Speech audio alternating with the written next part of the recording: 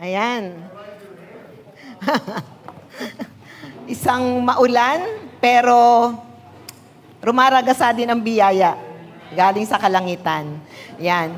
Sabi nga po minsan, mas maganda nga daw po yung ulan kasi nagsisimbolize daw yun ng blessing. Di ba? Yung pagpatak. Yan. Pagpatak ng biyaya, hindi tagtuyot. Amen ba? Oh. At saka masarap po ang pakiramdam kapag umuulan. Amen po ba? Malamig. Di ba? Masarap matulog. Yan. Ayan, isang maganda at mapagpalang araw po ng linggo sa inyong lahat. Tayo po ba'y masaya o ano po ba ang ating pakiramdam? Masaya. Ayan. Masaya. Siyempre, dapat masaya. Amen? May buhay tayo di ba? Habang may buhay, may pag-asa, kaya dapat, sabi nga sa awitin, punong-puno ng pag-asa dapat, no? Anyway, I would like to read kung ano yung verse natin today before I start praying. May mga bago po ba? I think parang may bago si lalaking kapatid. Bago siya, nasa likod ni Sister Cathy. Yan. Na-invite ka ni kapatid. Sino nag-invite sa'yo? Ayun, yung katabi niya. Parang bagong mukha Bago ba siya? Apo nyo. Lagi na yung nakakasama, ngayon ko lang napansin. Okay, welcome. Pang ilang beses na niya? Many. Oh, marami na. Thank you for coming. And then, okay, may topic for today is, ayan, palakpakan po naman natin yung mga bago. May bago pa ba? Ayan, wala na. Okay? Sabi nga ni Brother Yang, habang tumatayo ako natatakot matunaw, ang mga Kristiyano. Kasi we are the salt. And natatakot tayong matunaw. My topic is conquer the enemies. Yan. Marami ba tayong kaaway? Okay. Marami bang kaaway? Conquer the enemies in the power of Jesus' name and through faith. Okay? Maganda po itong verse na to anak. Sabi dito, kaya't nasa ilalim ng kapangyarihan ni Kristo ang lahat ng paghahari, kapamahalaan, kapangyarihan at pamunuan. Higit ang kanyang pangalan kaysa lahat ng pangalan. Hindi lamang sa panahong ito, kundi pati sa darating. Ipinailalim ng Diyos sa kapangyarihan ni Kristo ang lahat ng bagay. Ang lahat ng bagay. At siya ang ginawang ulo ng iglesia. Siya ang ating ulo, tayo ang kanyang mga katawan. Let us all pray. Father in heaven, we worship you. Oh, pinupuri ka namin, oh God. We honor you, God. Kinikilala namin, Panginoon, ang pagiging Diyos mo sa aming buhay. Kinikilala namin, Panginoon, na ikaw ang makapangyarihan sa lahat. Ikaw ang dakila at wala kang katulad. Noon, ngayon, at magpakailan pa man. Ikaw ay nag-iisa. Hallelujah. Lord, we give you glory, God. We lifted your name high above. Walang ibang matataas, kundi ang pangalan mo, Panginoong Hesus. Sa church na to, sa ministry na to, Lord, at sa aming mga buhay, tanging kayo lamang ang dapat maparangalan. Wala na pong iba. Father God, help us today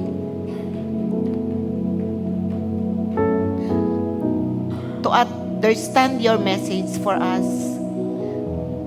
Lalo na, Panginoon, tanggapin namin yung iyong salita. Matanim sa aming matabang puso. At higit sa lahat, Father God, by the power of the Holy Spirit, may isagawa po namin ito. Father, we admit that apart from you, we are nothing, God. We are really nothing. Kaya, Lord, we appreciate, we recognize your presence in our midst today. Have your way, Lord. Have your way. Lord, itago mo lang po ako sa inyong likuran and let the power of your word and the power of the Holy Spirit be manifested sa bawat isa sa amin, sa bawat kaisipan at puso, Panginoon. For the glory of your name. Amen. Amen. Ayan, palakpak po natin ang Panginoon. Ang ganda ng Efeso 1:21 to 22. Diyan po natin makikita ang paghahari o ang kapangyarihan ng ating Panginoon. Di po ba? Nasa ilalim po ng kapangyarihan ng ating Panginoong Jesus ang lahat-lahat. Ang kanyang pangalan, the name of the Lord. The name of the Lord. Higit po ito kaysa anumang pangalan. Higit po ito sa anumang sitwasyon sa ating mga buhay. Siya lamang po talaga ang pwede nating hawakan in any circumstances ng ating buhay. Anak,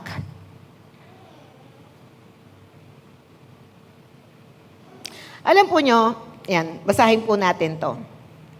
Nung si Jesus po ay bumaba dito sa lupa, He didn't draw upon His divine abilities. Sinabi po doon, He 100% God, became 100% man or human. Ang galing ano po, parang, una pong pinakikita doon ng Panginoon yung humility. Tama po ba?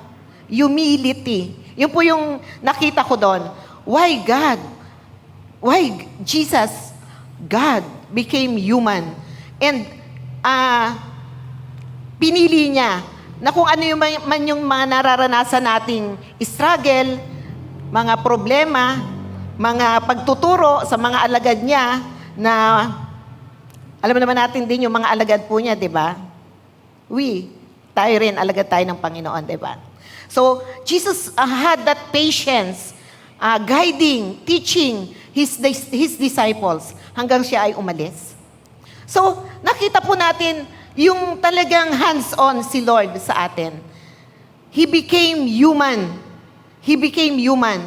One, to show us the pattern or the exact humility na dapat nating lakaran bilang tao.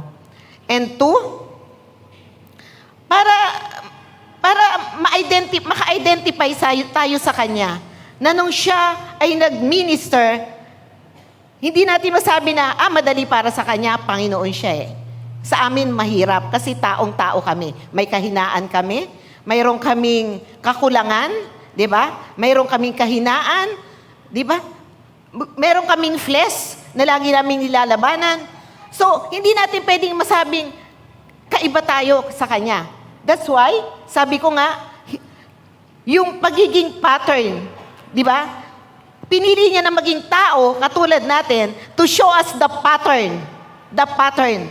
Ito din ako, tao na katulad nyo. Ito rin ako na nakakaramdam ng hirap, ng pagod, di ba? Emotional pain, stress, anxiety, nagalit din siya sa mga disciple. So, talagang taong-tao siya eh. For us to see, bilang tao, kaya din namin gawin. Amen po ba doon? Amen po ba? As I realize, sabi ko nga, lahat ng bagay, ginawa ng Panginoon to make us understand and see, di ba? This is how. Ito kung paano kayo dapat lumakad. The way I walk, the way I ministered, and siyempre, kung paano din siya nag-sacrifice. As I was studying this yesterday, may mga question na nag-come up sa aking kaisipan. Una, sabi ko, lagi kong binabalikan sa isip ko, why Jesus came to this earth? Maraming pwedeng isagot, pero gusto kong makakita ng eksaktong yung parang as general answer to that question. Why the Lord Jesus came? And yung kasagutan po niyan, mamaya may sasagutin din tayo para sa ating mga sarili. Okay? Why Jesus came? Siyempre, sa lahat ng bagay, may dahilan.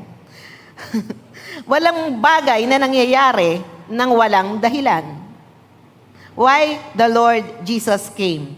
Siyempre, alam ko naman yung pwedeng mga sagot natin is to save men from hell. Di ba? Una yon, for our salvation. Di ba? Yun ang unang-una nating makikita. To save man from hell. Yan. To give us life and life abundantly. Sa John 10:10, Jesus came. Di ba? Maraming bagay na maiisip tayo, why Jesus came? Why Jesus came? Pero, ewan ko po, ako, ang naging kasagutan sa akin ay as I was asking God, Lord, why you came? Why you came on earth? What's the real purpose? For me, I don't know with you, sa nakikita ko, and until now, yun ang ginagawa ng Panginoon. To conquer, although talo na. Di ba? May title. Jesus came to conquer the work of the enemies. Kasi, kung hindi siya namatay sa krus, namatay siya, yes, namatay siya. He came and died. Pero bakit siya namatay? Bakit siya namatay? To conquer death, to conquer poverty, to conquer all infirmities, and all those are the works of the enemies. All of those things, mga sakit, hindi yan galing sa Diyos. That came from the enemy. Yung ating disobedience, the result. Yung poverty, hindi yan galing sa Diyos. Sabi nga, Jesus came to give us life, and life abundantly. Masagana at isang buhay na kaaya-aya. Hindi yan galing sa Diyos. And Jesus died for all of those things. Di ba? To save us from hell, and yun ang gusto ng kaaway. Tayo ay mapunta sa impyerno. Amen ba? Di ba? Di ba? Yun ang gustong-gusto ng kaaway. Kaya nga, dinadaya niya ang ating kaisipan. At minsan, nagpapadaya tayo. Yun ang gusto niya. That's why sabi ko, as a general reason, maraming dahilan to save us from hell, to give us life, pero for me is, yung pinakang totality is really to conquer every work of the enemies. Kaya nga until now He is at the right hand of the Father. Anong ginagawa? Interceding for us. Right now. Interceding for us. Kasi, pag tayo nananalangin, gusto niya matugunan. Ma-answer yung ating prayer. Ano ba ating mga pinapanalangin? Siyempre, yung ating battle. Maraming battle sa buhay. Amen? Ang daming battle kaya. Yun lang sa ministry mo. Ako ba magmi-ministry? Ako ba hindi? Ako ba magpapatuloy? Ako ba hindi? Battle yan. And we know, the enemies is putting as many things to hinder us from our divine call and from our divine walk. And para tayo ay maging kawangis at katulad ng ating Panginoon. It's always the devil. Sabi nga, kung bida sa puso natin si Jesus, laging may kontrabida. Kaya nga, as I was teaching before, we are the soldier. Kailangan bilang soldier ng Panginoon, matalino tayo, smart tayo. Because there is really an enemy. Okay, that's why I choose that topic na conquer the enemies. Maraming klase ng enemies. Through the name of the Lord. The name above all names. And through faith. We know that disciples failed because of lack of faith. Lack of faith. Tayo po sa ating buhay. Minsan ba nawawalan tayo ng pananampalataya at tiwala? Masasabi po ba natin na 100% intact yung ating pagtitiwala sa salita ng Diyos? No. Kaya nga minsan takot tayo humarap sa demonyo Di ba? Takot tayo mag-cast out ng demonyo. Why? Natatakot tayo. Sandali, baka mapunta sa akin itong demonyo na to. So, lack of faith. Lack of faith sa salita at sa sinabi at pangako ng Diyos na you can drive out demons, any kind of demons. You can. Pero, we are having that second thought. Kaya ko ba? Gagawin ko ba? Paano? So, here, kahit paulit-ulit, I will show you many account where the Lord rebuked the disciples for their unbelief. For their unbelief. And hindi po tayo kasama doon. Amen ba, mga kapatid? Hindi tayo kasama doon. Di ba? But, as you can see, the disciples witness the ministry of Jesus. Di ba? With their own eye, kasama sila. They witness how the Lord healed the sick. Di ba? Raised the dead. They see with their own eye. And yet, anong nangyari? Nasesemplang pa rin sila ng Panginoon, di ba? Nare-rebuke pa rin sila. Sabi pa nga niya, hanggang kailan ko kayo pagtsatsagaan? Di ba? That's why we have to continue learning and see the pattern. The pattern. Paano ba? Paano ba namin gagawin? Di ba? So, isang formula na nakita ko is to trust in the name of the Lord. The name above all names. Nakita po natin sa Efeso 1:21-22. Lahat ng bagay ay nasa kanyang kapamahalaan. Jesus' name is the key. One of the key. Amen po ba doon? Okay. Magpapatuloy ako. May iniwan ako kanina eh. Sabi ko, why Jesus? Di pa ako nagsisimula. Introduction pa lang po ako, mga kapatid. Sabi ko kanina, why Jesus came on earth? Ba't nga ba pumarito si Lord sa mundo? And have you asked yourself also? Have you ever asked God in one of your quiet moment to the Lord? Yung seryoso, na umiiyak ka and you ask God, God, ano ba yung layunin mo? Ano ba yung layunin mo? At ako'y iyong itinalaga na maging anak mo. Ano ba yung layunin mo? Na ako ay niligtas mo. Tinawag mo. Inari mong anak. Ano ba yung layunin mo? Lord, ano yung gusto mo? Ano yung goal mo sa buhay ko?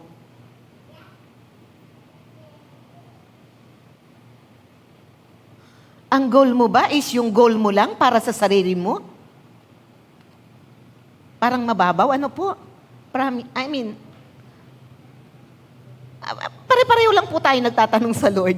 Hindi lang po kayo ang nililid ko magtanong sa Lord. Ako rin.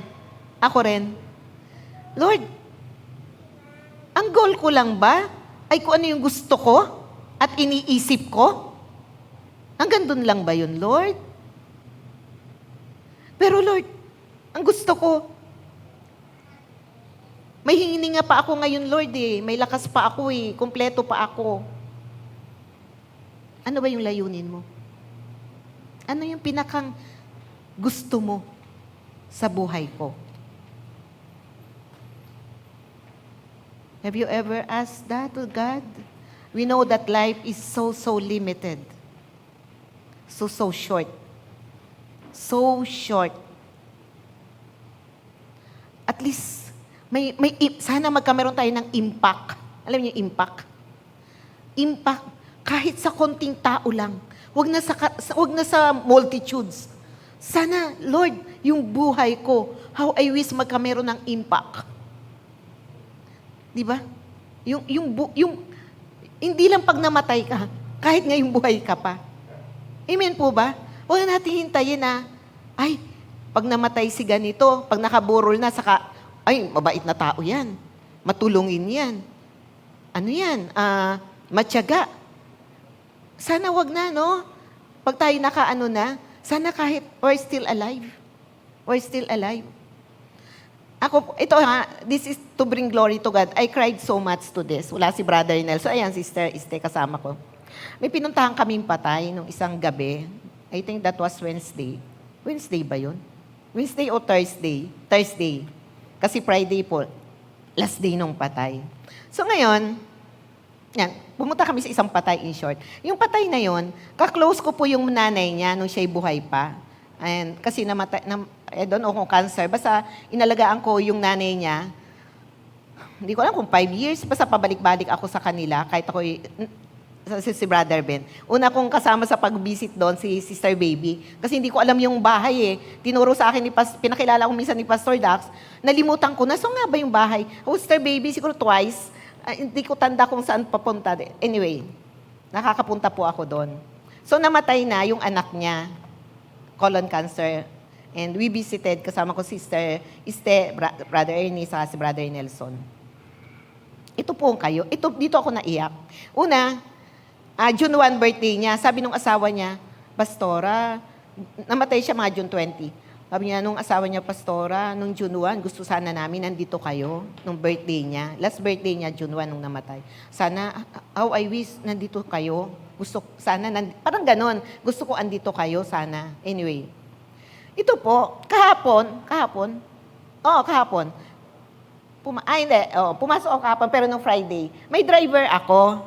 Driver ng service ko. Marby po siya dati nasa Marby siya dati nagdadrive, pero 7 years ago, bago mag-pandemic, nag-resign. Nag-apply sa Baliwag Transit. Yung namatay, headman sa Baliwag Transit. Yung sa Canvas, mekaniko in short, basta head ng mga mekaniko. Okay. Sabi niya, habang nagdadrive, kilala po niyo, Ma'am Joy, si Sir Jesse? Sabi ko, oo. Alam po niyo, si Sir Jesse, ano po yan, nakilala ko sa Baliwag Transit, sa mekaniko, pagiging mekaniko, masungit, sabi niya noong una, masungit po yan. Ang sungit po niyan. Ganon. Pero noon, sabi niya, siguro naman po, nung makilala ko, hindi naman talaga siya masungit. Stricto. Pero talaga pong, ilag kami. Siguro ganun po talaga, kasi head siya sir siya Pero dito ako na-touch. Nung pong nasa Caloocan siya, doon siya una na-assign, hindi ko po alam kung paano mag-a-approach sa kanya, kasi nga po, para siyang masungit, bago pa po ako noon. Sabi daw niya, Sir Jesse, kilala niyo si Ma'am Joy? Napatingin daw sa kanya, sino? Si Ma'am Joy. Sino Ma'am Joy? Sa Monte. Si Sister Joy? Opo. Tapos sabi, oo, kilala ko yun. Alam niyo, doon ako talagang, kasi, okay, pagpapatuloy ko, bigla doon nagliwanag yung mukha. Sabi daw, ba't mo siya kilala? Dati po akong taga Marby kaya kilala ko siya. Alam niyo, Ma'am Joy, sabi nung driver, pamuhat noon, ang bait na niya sa akin. Sabi niya, lagi pagdating ko, binabati ako, anong kailangan mo? Okay ka lang? Ano bang mo dito? Ganyan. Pinipirmahan agad niya kung ano yung gusto kong papirmahan. So, alam po niyo, ang ikinakalungkot ko doon, namatay siya, hindi ko alam kung ligtas siya o hindi. Kasi yung sabi ng asawa niya, gusto ko po sana, nung birthday niya, nandito kayo. Kasi yung colon cancer niya is almost 2 months tumagal. So, nakikita ng asawa yung paghihirap. Ang inano ko doon, may impact ako sa buhay niya Nung marinig niya, paulit-ulit yung driver, nung Friday, sabi niya, basta po, nung mabanggit ko yung pangalan niyo, ang bait na niya simula nun sa akin. Mabait naman po pala siya Stricto lang. Pamuhat po nun. Sabi ko, so nag-iiyak ako kasi in-honor niya yung kinilala niya ako. How I wish, kinilala din talaga niya ang Lord. Sana how I wish, si Lord ang kinilala niya bago siya mamatay. I think mga June 20 siya namatay. Sabi ko, napakasaya ko sana kung bago siya namatay, I was there. And na-witnessan ko siya. Kasi to be honest, nagiinom siya. So hindi natin alam although ang salvation is personal. Pero doon ako nag-worry. 'Di ba? how I wish nagkaroon talaga ng impact ako sa buhay niya. Nakuha po niyo yung point. Nakakaano eh. Sabi ko nga, paano mo, pangalan nitong, paano mo RJ? Paano mo RJ nabanggit yung pangalan ko sa kanya? Basta Ma'am Joy, nung pinag-drive din pinag-drive lang niya ako bago siya mag-resign. Hindi ko alam kung 3 beses, 4 na beses, siguro nagpatid ako. Sabi niya, di ba Ma'am Joy noon, pinag-drive kita? Nagpatid ako sa kanila? Oh, that was 7 years ago. And how natandaan pa niya talaga na, I don't know, ginamit niya yung pangalan ko to that man. So, yun po, my most regret, sana lang, nasa Lord siya. Kahapon, sabi ko nga, Lord, pag namatay na, alam ko naman hindi na pwedeng ipag-pray ang kaluluwa, patay na eh. Pero nagwi-wish ako, Lord. In gratitude ko dun sa taong yun, na talagang inano niya ako, yung gratitude niya sa ginawa ko sa nanay niya, nandun sa puso niya. Kaya nung marinig niya yung name ko, talagang naging mabait siya. Sabi ko, how I wish, Lord, nasa iyo siya. Yun lang yung, kahit alam ko hindi na ganong kadali, kung talagang hindi siya nanampalataya sa iyo. So ganun po, ang buhay po natin, may layunin po yan. May layunin. Sana yung layunin ng ating buhay, nag-iisa lang ang buhay natin. Sana po, mapulfill o maisagawa ng Diyos habang tayo ay nandito pa sa lupa. Kasi once our life here on earth is ended, it is ended. Wala na po talaga. Okay, go ahead po tayo. Yan, sabi dito, when He came on earth, He humbled Himself of His ability to be all-powerful and all-knowing. Yan, talagang nagpakatao siya. Taong-tao siya. He was still divine, but He ministered as human, as flesh. Kaya, nakaka-identify din po siya ngayon sa ating mga struggle at pinagdadaanan. Amen po ba doon? Okay, next, anak. Yan. Jesus healed the sick through the power of the Holy Spirit. God anointed Him. Walang pagkakaiba sa atin ngayon. Di po ba? We are ministering, the teaching ministry, Okay, the teaching ministry is teaching through the Holy Spirit. The music ministry is singing by the power of the Holy Spirit. Wala pong pagkakaiba. Walang pagkakaiba sa pamamaraan ni Jesus. Okay? Yan. To destroy the work of the enemy. Amen? Next, anak. Okay, ito na yung tinanong ko kanina. Have you asked yourself why you are still here on earth? Okay, magbasa po tayo ng Biblia. Sabi nga ni Sister Malu, magbukas tayo ng Biblia. Papakita ko po sa inyo some of the account of Jesus' ministry and okay, punta po tayo sa Lucas. Sa Lucas 8:26.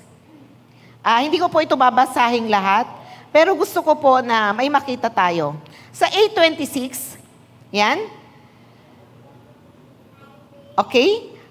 Sumadsad sila sa lupain ng Gergeseno, katapat ng Galilea.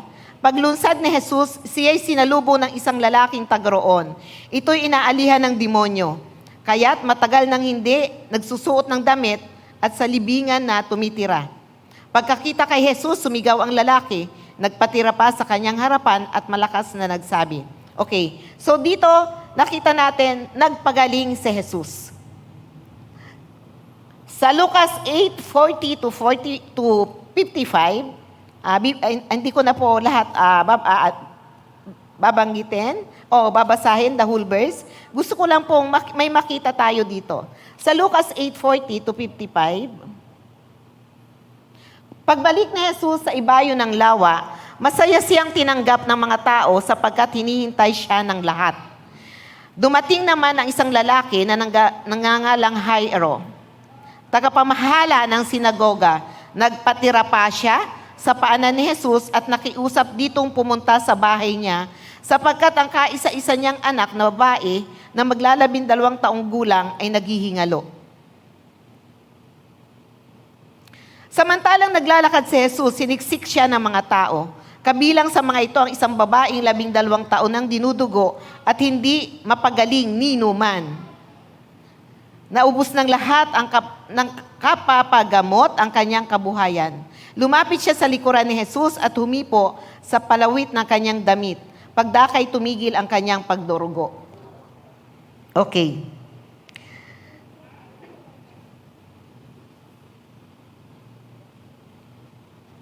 Sa verse 49, samantalang nagsasalita si Jesus, dumating ang isang lalaking galing sa bahay ng tagapamahala. Patay na po ang inyong anak, sabi niya kay Jairo. Huwag na ninyong alalahanin pa. Patay na po ang inyong anak, sabi niya kay Jairo. Okay, kasi nga po, sabi ni Jairo, sinalubong siya, naghihingalo yung anak niya. Sabi dito, patay na daw. Huwag na ninyong abalahin pa ang guro. Nang marinig naman ito ni Jesus, sinabi niya kay Jairo, huwag kang matakot, manalig ka. Di siya maano. Sabihin niyo po sa katabi niyo, manalig ka. Yun lang po, manalig ka. Yun lang ang susi. Manalig ka. Pagdating ni Jesus sa bahay, wala siyang isinama sa loob kundi sina Pedro, Juan at Santiago at ang ama't ina ng dalagita. Nananaghoy ang lahat ng naroon at tinatangisan ang patay. Ngunit sinabi ni Jesus, huwag kayong tumangis, hindi patay iyan, natutulog lang. Siya'y pinagtawanan nila sapagkat alam nilang patay na ang dalagita. Ngunit hinawakan ni Jesus ang kamay nito at sinabi, Ining, bumangon ka. Nagbalik ang kanyang hininga at siya'y bumangon. At pinabigyan agad ni Jesus ng pagkain ang dalagita. Okay. So, nakita po nyo dito, sabi niya, huwag kayong matakot, manalig ka. Huwag kayong matakot, manalig ka. Minsan dumarating sa atin ang problema. Hindi may iwasan. Sana, tingnan po natin ang pattern na ginawa ni Jesus. Be of courageous. Have faith. Okay. Ang gusto ko pong makita, makaka-identify po tayo dito Next, anak. Okay. Sa Lucas 9:1 and 2, okay? Sinugo ni Jesus ang 12. Tinawag ni Jesus ang 12 disipulo. At binigyan sila ng kakayanan at kapangyarihang magpalayas ng mga demonyo at magpagaling ng mga karamdaman. At sinugo niya sila upang ipahayag ang paghahari ng Diyos at magpagaling ng mga may sakit. Excuse me. So, makikita po natin in the account sa Biblia, laging gusto ng Lord may himala. May himalang nangyayari, and through that, makita yung kapangyarihan niya bilang Diyos. Okay? That is verse 9. 9:1 and 2. Tandaan po natin, sinugo. Tinawag ni Jesus ang 12 na alagad at binigyan ng, anong binigay? Kakayanan at kapangyarihan. Okay? But, bumaba tayo sa Luke 9:27 to 43. Luke 9:27 to 43.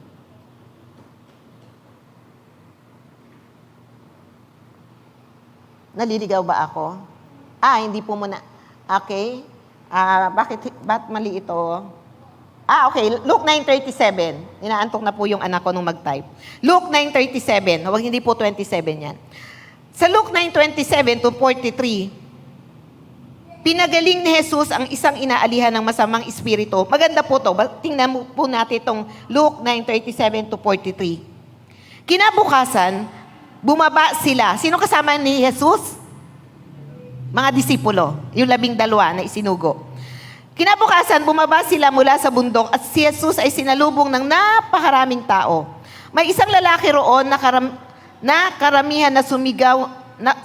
may isang lalaki roon sa karamihan na sumigaw ng ganito, Guro, pakitingnan po ninyo ang kaisa-isa kong anak na lalaki. Inaalihan siya ng isang espiritu at bigla na lamang sumisigaw. Pinangingisay siya nito hanggang sa bumula ang kanyang bibig. Sinasaktan siya at ayaw iwanan. Ipinamanhi ko po sa inyong mga alagad na palayasin ang espiritu, ngunit hindi nila magawa. Sumagot si Jesus, lahing napakasama at walang pananampalataya. Hanggang kailan pa ako dapat manatiling kasama ninyo?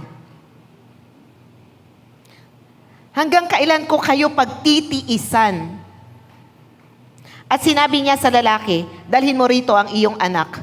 Samantalang lumalapit ang bata, siya'y inilugmok sa lupa at pinangisay ng demonyo.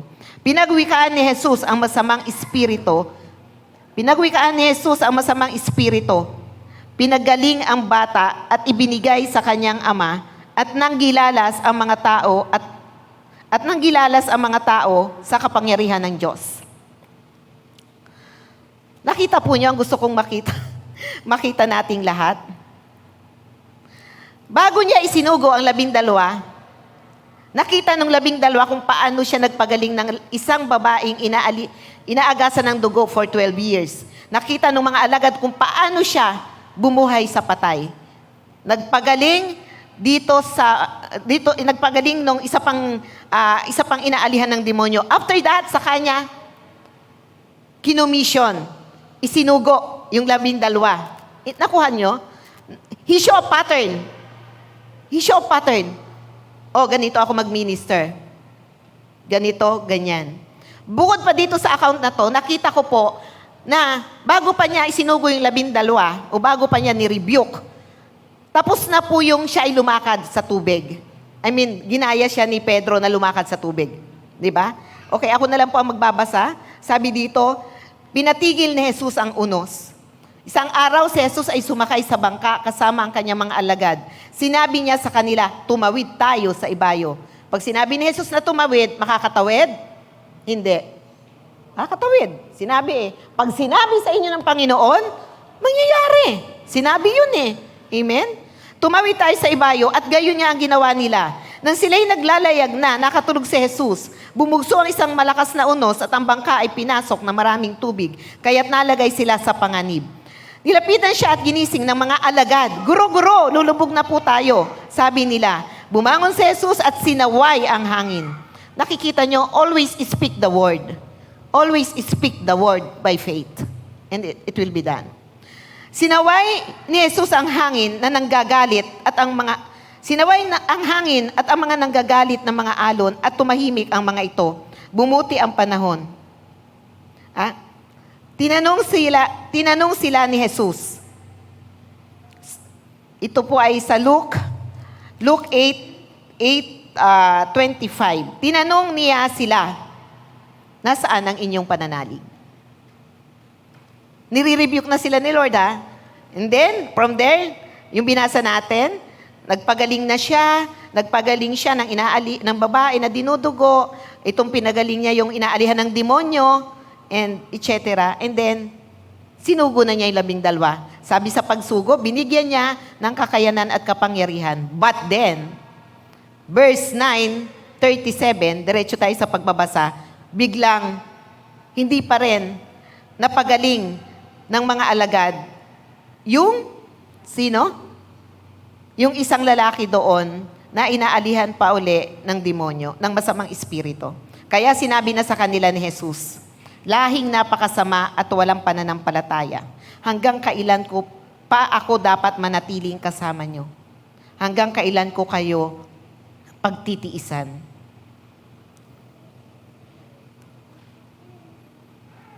We can read many account in the Bible and we believe the word. Pero ang kailangan, mga kapatid, palalimin natin yung ating pagkakakilala sa Panginoon. Yung ating ma-establish sa puso natin at kaisipan kung gaano kalaki ang kapangyarihan ng ating Panginoon. And magtiwala tayo ng buong puso. 100%. Magtiwala po tayo. 100%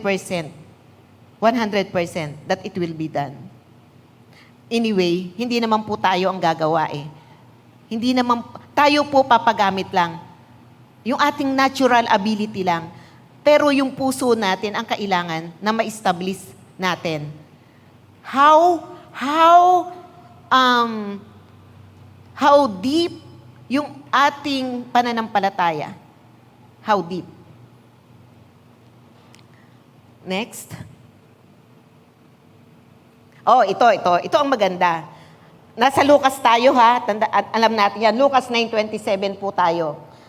Yung kung saan ni-rebuke ni Lord yung mga alagad for lack of faith. Let us go on reading sa Lucas. Okay na po tayo. Okay na po ito. Lucas 10:17. Okay. Okay, bago ang Lucas 10:17, sa Luke 10:1. Bago ang Luke 10:17, Luke 10:1. Pagkatapos sa mga bagay na ito, ang Panginoon ay humiram pa ng 72. Pinauna niya sila ng dala-dalawa sa bawat bayan at puok na patutunguhan niya. Sinabi niya sa kanila, sagana ang aanihin, ngunit kakaunti ang mga manggagawa. Idalangin ninyo sa may-ari na magpadala siya ng mga manggagawa sa kanyang bukirin. Oh, I'm praying to the Lord of hosts na magpadala po siya ng mga manggagawa sa ating bukirin. Para po pag tayo ay may daughter church na, di ba? As pinangako ni Lord, gumamit lang po siya ng tao. Kapag may daughter church na po tayo somewhere in Cebu, kung saang lugar yan, sagana tayo sa manggagawa. Hindi tayo kakapusin. And kung tayo po ay darami na, kahit mag-second service, hindi na problema. Sino kayang kakanta sa second service? Paano kaya yon? Sinong group of singers? Kasi minsan sa first set of ano pa nga, kinukulang yata. Di ba? So, paano yun? Sa pag may hapon na service, sino ang kakanta doon? Sino magigitara doon? Sino magsusungilid doon? Di ba? Isa pa nga lang, ikinakapos na eh. Kaya ang sabi dito, manggagawa. Manggagawa. Anyway, if we are faithful naman, God will reward yung faithfulness natin. Nare-rebuke din ako dyan. Nare-rebuke din ako about faithfulness, di ba? Anyway, sa Luke 10:25. Ay, nasa na ba ako? Luke 10:17. Okay, Luke 10:17. Okay, sinugo niya ang 72 ni Jesus sa Luke 9:1. Sa Luke 10:17, ang title, Bumalik ang 72. Luke 10:17. Bumalik na tuwang-tuwa ang 72. Sabi nila, Panginoon, kahit po ang mga demonyo ay sumusunod kapag inuutusan namin sa ngalan ninyo. Sa ngalan ninyo. Sumagot si Jesus, nakita ko ang pagkahulog ni Satanas mula sa langit, parang kidlat. Binigyan ko kayo. Binigyan. Sabihin mo, binigyan. Binigyan. Binigyan ko kayo ng kapangyarihan tumapak sa mga ahas at mga alakdan at yumurak sa kapangyarihan ng kaaway. Walang makakapinsala sa inyo. Yun yung mga bagay na habang binabasa po natin, sana yung kapahayagan, yung revelation knowledge ang tawag doon eh, yung kapahayagan ng Diyos sa atin, maging malawak. Nakuha po nyo? Maging malawak yung gawing kapahayagan. Bukod yung kapahayagan nito, dito, sa ibang tao, sa mga naririnig natin, maganda yung may personal na salita si Lord, may personal na kapahayagan na sinasabi sa ating sigad. Kasi kapag may personal, yun po yung panghahawakan natin eh. Hindi natin yun pakakawalan. So, yun ang sabi ni God. Binigyan ko kayo ng kapangyarihan tumapak sa mga ahas at mga alakdan at yumurak sa kapangyarihan ng kaaway. Yumurak! May kapangyarihan ng kaaway? Hello? May kapangyarihan ba ang kaaway? Hindi, sabi dito meron. Okay? Sabi dito, at yumurak sa kapangyarihan ng kaaway. May kapangyarihan ng kaaway. Kaya nga, nakakakilos pa siya. Pero, God gave us the authority to trample them under our feet. Under our feet. Pero, sabi dito, may kapangyarihan pa siya. Amen po ba? May kapangyarihan pa siya. Kaya nga, my topic is conquer the enemies through faith and through the name of the Lord. Through the name of Jesus. Bakit? Sabi dito sa verse 17, ulitin ko, bumalik yung 72 na kinomission ni God o hinirang, bumalik sila, sabi nila, kahit po ang mga demonyo ay sumusunod kapag inutusan namin sa ngalan nyo. Sumusunod sa ngalan ng Panginoon. Simple lang po, pero gusto ko matanim po yung sa utak na, sa kaisipan natin, para may sakit man tayo. I mean, matindi man yung struggle, in the name of the Lord Jesus Christ. In the name of the Lord. In the name of the Lord. With faith in your heart. With faith in your heart. You will be a victorious child of the living God. And God can use us tremendously, yung ating testimony, yung ating buhay, yung ating kalakasan, bibigyan niya tayo ng maraming pagkakataon if we are just willing to be used by Him. Amen po ba doon? Next, anak, malapit na ako matapos. Himay-himay natin doon, okay? Sabi dito, gayon man, sa verse 20, magala kayo, hindi dahil sa suko sa inyo ang masasamang espiritu, kundi dahil sa nakatala sa langit ang pangalan ninyo. Yan, amen? So, wow, sabi nga yung message ni Sister Lynn last week, confidence in God. If we are doing the work of the Lord, if we are the extension of His ministry, for sure, nakatala sa langit ang ating pangalan. We knew it in our heart if we have that personal and deep relationship to our living God. Next, anak. There is joy and gladness in serving God.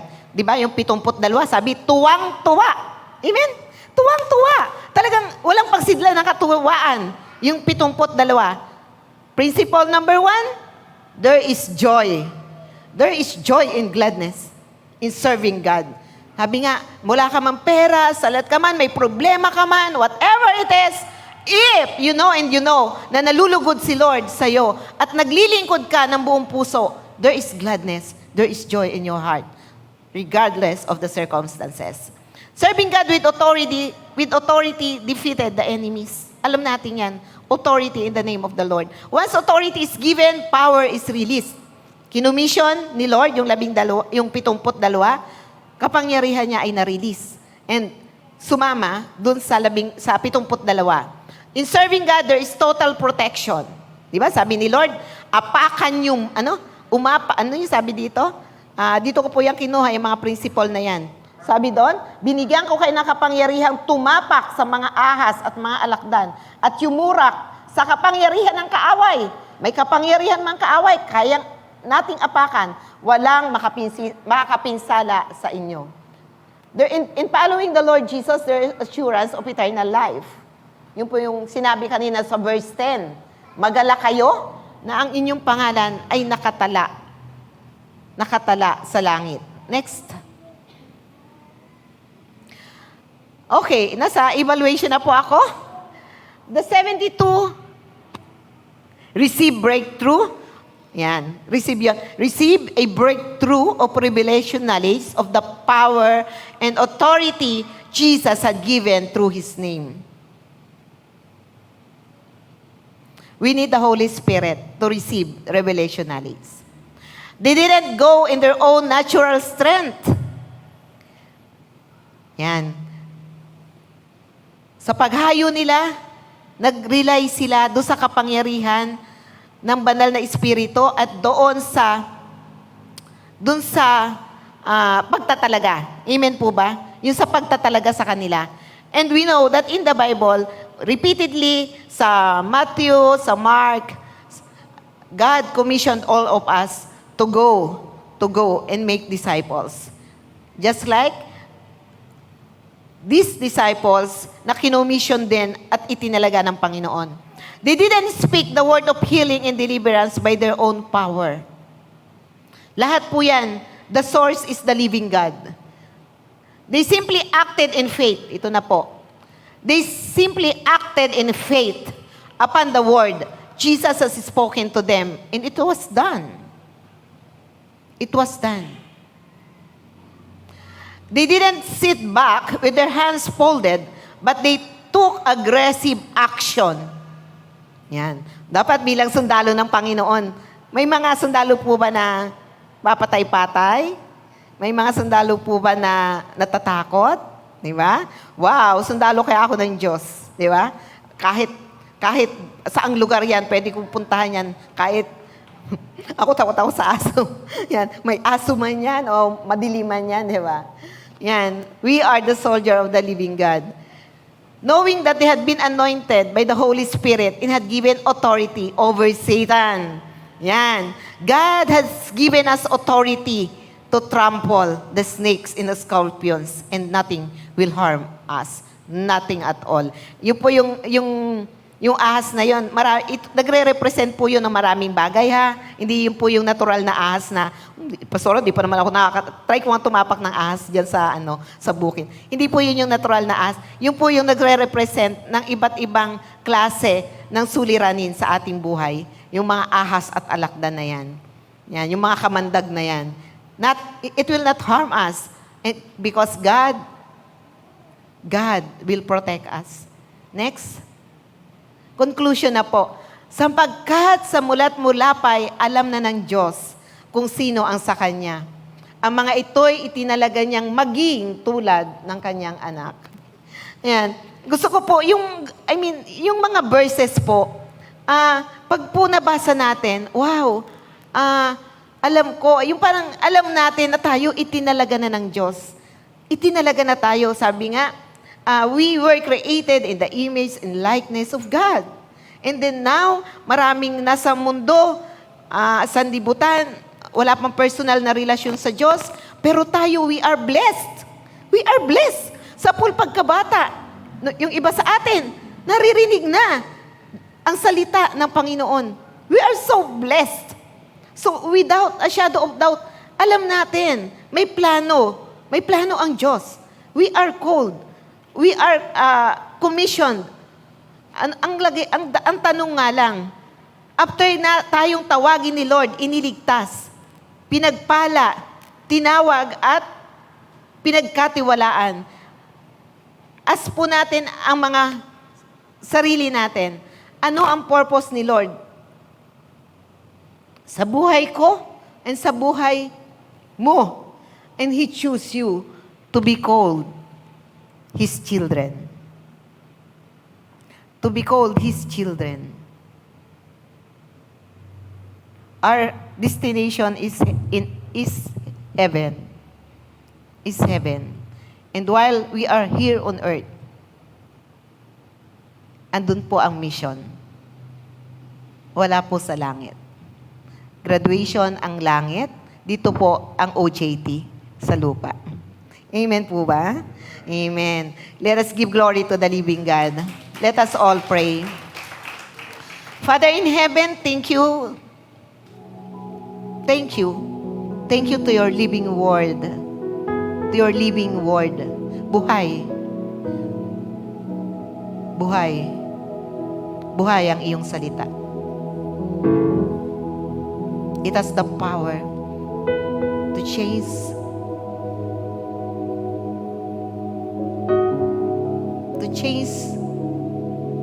our personal goal, to change our personal purpose in life. Even, it has the power to change our lives.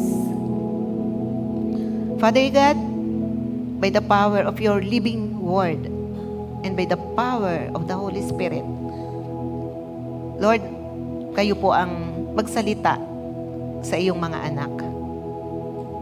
Ginamit mo lang ang tinig ko. Ginamit mo lang, Panginoon, ang binigay mo sa aking kakayanan. Pero Lord, kayo po ang tunay at higit sa lahat na may concern sa kanilang lahat. Patuloy po kayong gumawa sa kanilang mga buhay. Kumilos po kayo sa personal na pamamaraan upang mangyari at maganap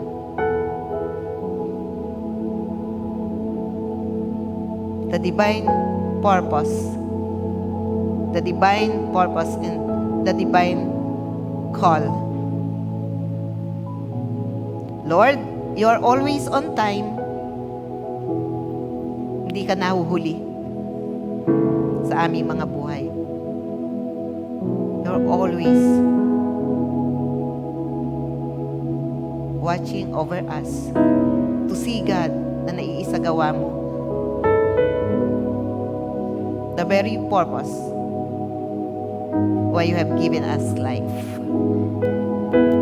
Father God, thank you for loving your people in this church. Thank you for your care. Thank you for your protection. Even, Panginoon, sa gagawin mo na proseso upang sila'y patuloy na lumago at lumalim upang masunod ang hangganan ng pagkakatawag mo sa bawat isa.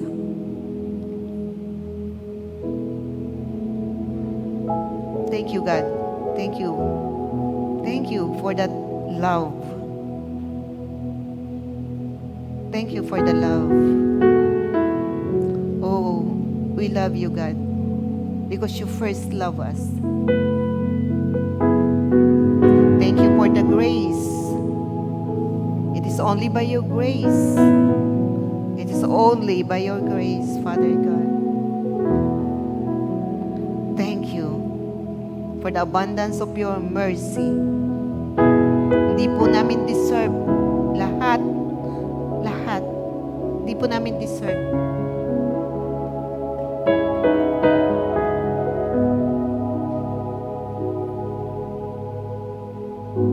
Kaya every day, every minute of our lives, lagi po kami magpapasalamat sa isang Diyos na nagmahal sa amin ng walang katulad. Father God, patuloy po kayong mag-minister sa iyong mga anak sa lugar na to. Bigyan mo kami ng opportunities to display your power, to display, Panginoon, your goodness through us sa buhay po ng mga tao na wala pang pagkakakilala sa iyo. Lord, we know na nais mo na pagbabalik mo, marami kang makasama to where you are today. It is your desire, God, na totally makonquer ang kilos ng kaaway to the people na lost in dying, hopeless, blinded. And Lord, display your power through us, in us, God. Gamitin mo ang aming mga tinig, ang aming mga kamay, ang aming mga paa, ang aming puso, to usher lost souls for your kingdom. Kasi Lord, that is your ultimate purpose. You came to snatch them away from the hands of the enemies. Thank you for using each and every one of us. Give us the opportunity, God. Give us the opportunity to be used by you. We acknowledge, God, that we are your masterpiece and we are the extension of your love. Bless your people today, God. Bless our hearts, bless our mind, bless our lives. In Jesus' mighty name we pray. Amen. Amen. Ayan, dadako na po tayo sa banal na hapunan. Pwede na po makakuha ng elemento. Symbolizes the body and the blood of the Lord.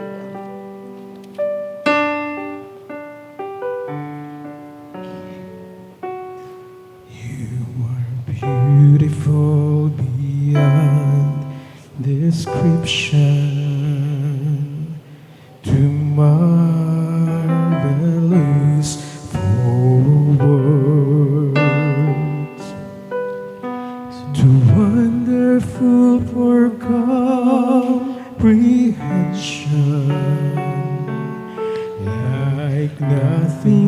never seen or heard.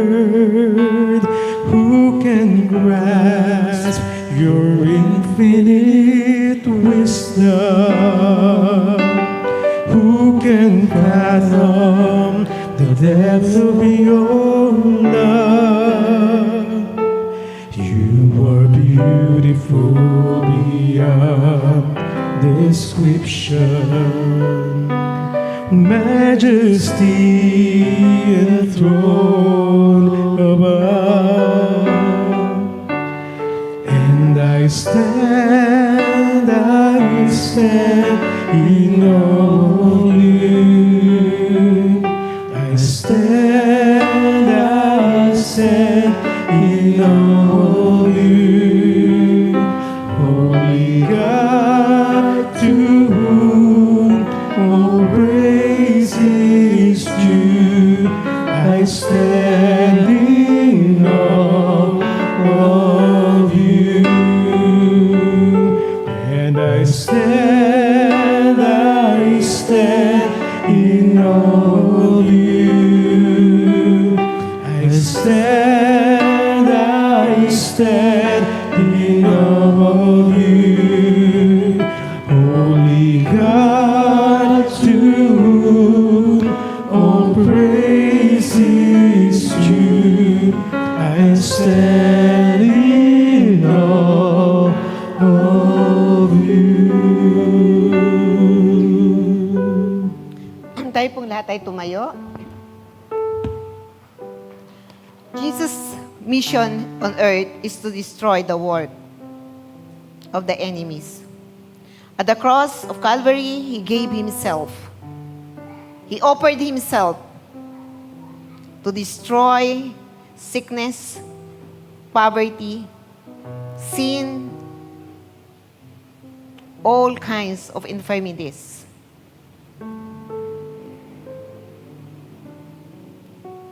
And Jesus became so victorious.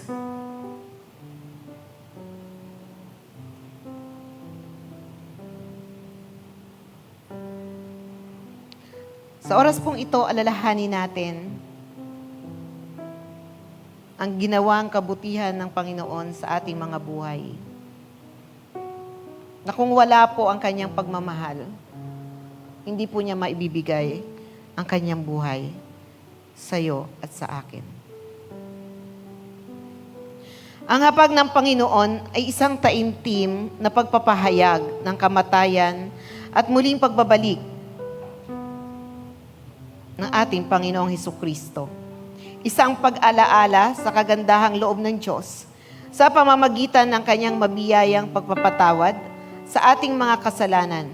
At ito ay hindi lamang isang ritual na ginagawa ng iglesia, kundi ito ay isang pagsunod sa utos ni Hesukristo na ating Panginoon. Hindi nito napapatawad ang ating mga kasalanan, subalit sinasalamin nito ang bagong tipan ng pakikipag-ugnayan natin sa Diyos sa pamamagitan ng kamatayan ni Jesus sa krus ng Kalbaryo.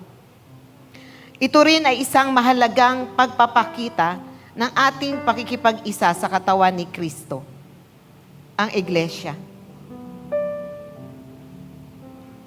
Ang babala ni Apostol Pablo ay nagsisilbing palaala sa atin na ang hapag ng Panginoon ay isang gawaing pinag-iisa at hindi pinagbabahabahagi ang mga mananampalataya kay Kristo. Madiing ipinapalaala ni Apostol Pablo na ang hapag ng Panginoon ay isang banal na gawain at dapat igalang. Ang pakikibahagi rito ng hindi nararapat ay magbubunga ng hindi maganda. At ang hindi nararapat na pagtanggap at pag-inom sa mga simbolo ng katawan at ng dugo ay isang kasalanan sa katawan at dugo ng ating Panginoong Hesus. Dahil dito, kinakailangang saliksikin nating mabuti ang ating sarili upang ating matiyak ng buong kamalayan na tayo'y karapat-dapat na sumalo sa banal na hapag ng ating Panginoon. Sa sandaling katahimikan, atin pong kausapin ang Panginoon at Humingi po tayo ng tawad sa Kanya kung may nagawa po tayong hindi nakalulugod sa Kanyang harapan.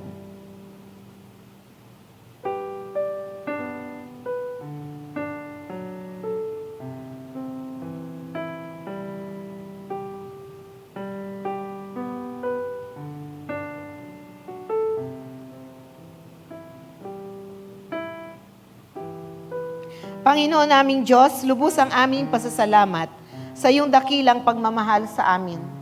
Bagamat kami po ay hindi karapat-dapat sa iyo, minarapat mo pa rin kaming maging mga anak mo sa pamamagitan ng pagkamatay ni Jesus sa krus ng Kalbaryo para po sa ipagpapatawad ng aming mga kasalanan. Dalangin po namin na sa aming pagtanggap sa simbolo ng katawan ni Jesus na nabayubay sa krus, patuloy po ninyong pag-alabin ang aming mga puso sa pagpupuri sa iyo. Pagpalain mo po ang simbolong ito upang ito'y maging pagpapala rin sa amin. Sa pangalan ng Panginoong Jesus. Itaas po natin ang tinapay na nagsisimbolo ng katawan ng ating Panginoon. Ito ang aral na tinanggap ko sa Panginoon at ibinibigay ko naman sa inyo. Ang Panginoong Jesus, nung gabing siya'y ipagkanulo, ay dumampot ng tinapay, nagpasalamat at pinagpira-piraso ito at sinabi, "Ito ang katawan na inihahandog ko para sa inyo. Gawin ninyo ito bilang pag-aalaala sa akin." Tanggapin po nating lahat ang simbolo ng katawan ng ating Panginoon.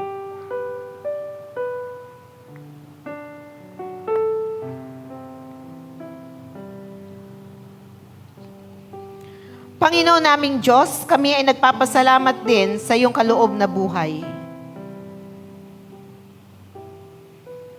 Ang dugo ni Jesus na nabubo sa krus ng Kalbaryo ang siya naghugas sa aming mga kasalanan upang kami maituring mong mga anak.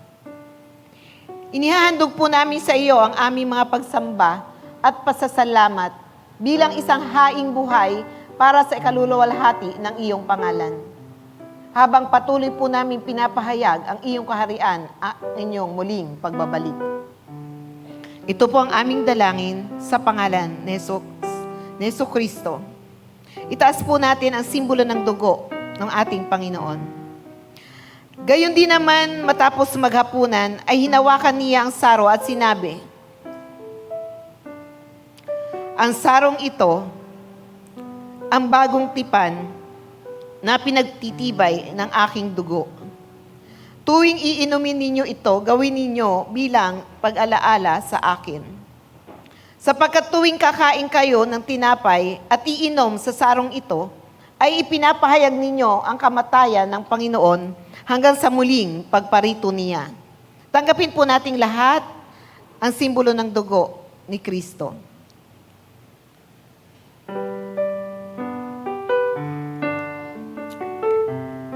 Naway lubusan kayong pabanalin ng Diyos na siyang nagbibigay ng kapayapaan. At naway panatilihin niyang walang kapintasan ang buo ninyong katauhan, ang espiritu, kaluluwa at katawan hanggang sa pagparito ng ating Panginoong Hesus. Tapat ang tumawag sa inyo at gagawin niya ang mga bagay na ito. Sumainyo nawa ang pagpapala ng ating Panginoong Hesukristo. Amen.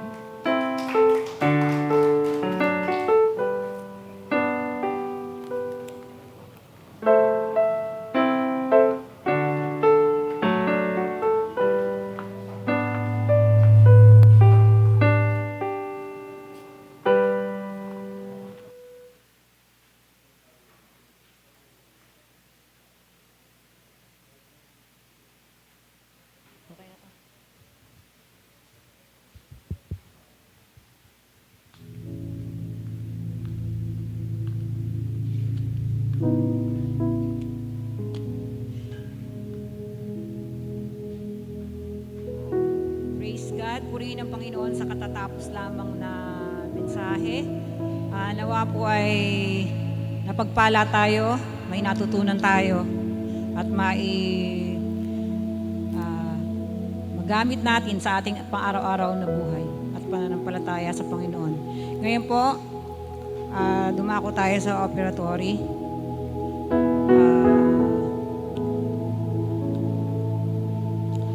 Give your best to the Lord, not your least. Offer Him your time, talent, and treasure with a willing heart. And may your giving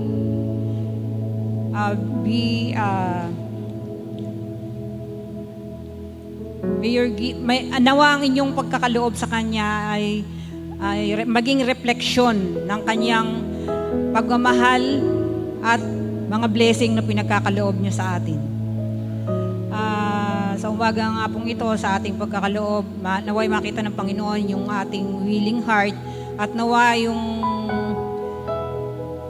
makita rin ng Panginoon yung pasasalamat natin sa Kanya sa kung paano niya tayo pinapagpala, kung paano niya tayo binibless. At tayo po yung malalangin. Praise God. Father God, thank you Lord for your goodness and in your faithfulness to each and every one of us. Thank you Lord sa lahat ng mga blessings na patuloy niyong pinagkakaloob sa amin. Salamat po sa mga pagpapalang ito na hindi niyo kami pinagkukulang kailanman. Sa umaga nga pong ito, naway bigyan mo kami, Panginoon, ng puso na bigyan mo kami ng puso na tunay na willing na makapagbigay, Panginoon, sa iyo. Nawa maipakita namin sa aming pagkakaloob kung paano ka namin pinupuri, pinapasalamatan sa iyong kabutihan sa amin.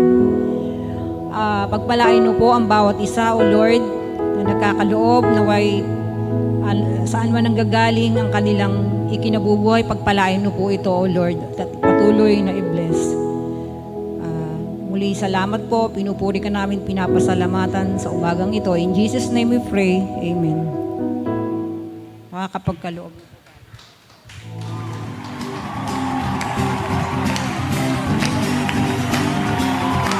Uulan ng pagpapala, uulan ng pagpapala, uulan ng pagpapala sa bayan ito, O Diyos.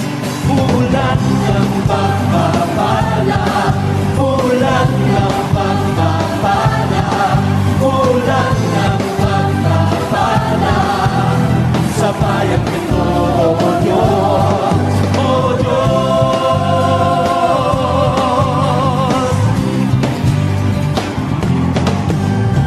kung kami ay luluho at sa iyo ay sasamba, kami ay iyong diringgin at ang bayang ito'y iyong pagagalingin. Ulan ng pagpapala, ulan ng pagpapala, ulan ng pagpapala sa bayang ito.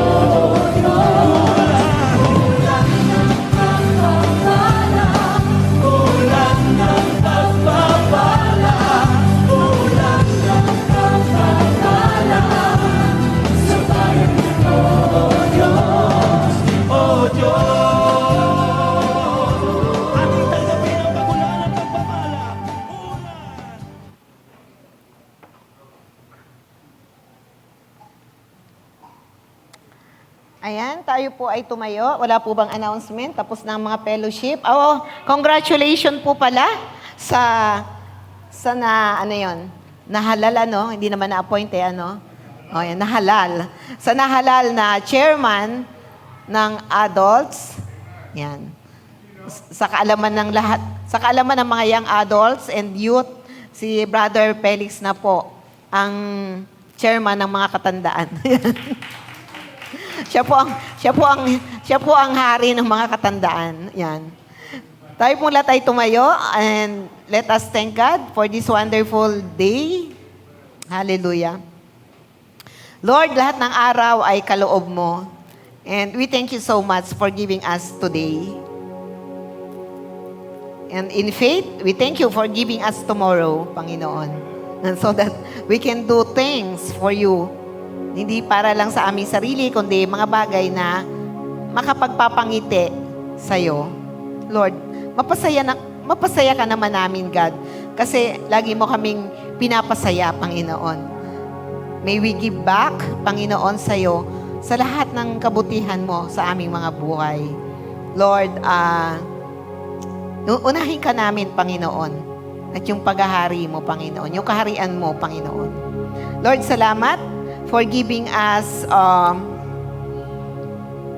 encouragement and for giving us information, God, on how we can conquer the enemies in our lives. Because habang nandito kami sa lupa, Panginoon, we are in battle. But you said, God, the battle is the Lord. Kaya we just have to hold on to your word, to your promises, and the power of the Holy Spirit in our lives. Father God, maraming salamat po sa araw na to at napagtagumpayan namin ang pagpunta sa gawain, Panginoon. Nawa, Panginoon, yung mga kapatiran namin na hindi namin nakasama, we are praying na pagpalain mo sila at katagpuin mo din po ang kanilang mga pangangailangan. Taas po natin ang mga kamay natin sa Panginoon. Hindi niya pinagkait ang sarili niyang anak, kundi ibinigay para sa ating lahat. Kung naipagkaloob niya sa atin ang kanyang anak, hindi ba niya ipagkakaloob sa atin ang lahat ng bagay kasama ng kanyang anak? Sino ang makapaghihiwalay sa atin sa pagmamahal ni Kristo? Ang paghihirap ba?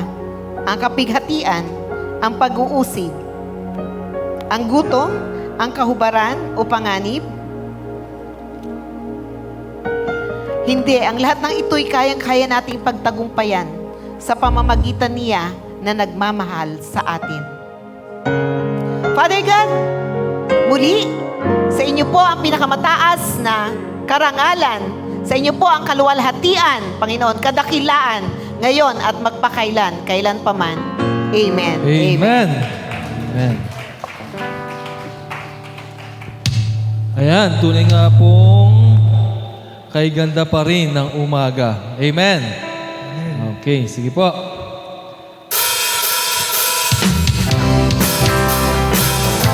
Sige po, palakpakan natin ang Panginoon.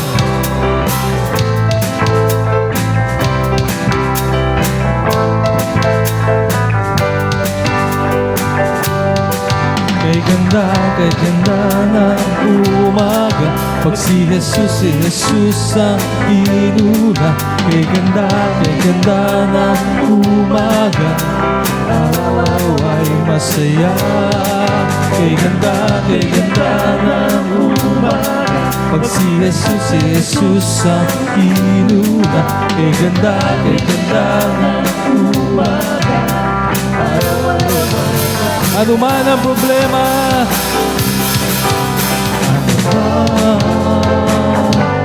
ang problema,